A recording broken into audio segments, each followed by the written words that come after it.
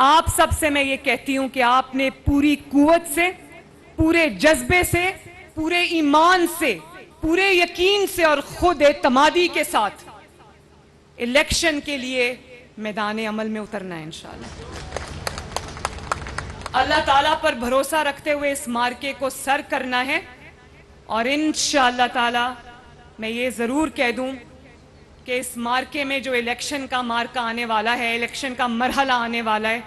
اس میں آپ کی قیادت گراؤنڈ پہ انشاءاللہ تعالیٰ پاکستان مسلم لیگ نون کے تاحیات قائد محمد نواز شریف صاحب خود کریں گے۔ پاکستان کی عوام نے دھوکہ بھی دیکھ لیا، فراڈ بھی دیکھ لیا، جھوٹ اور الزامات کی سیاست بھی دیکھ لی،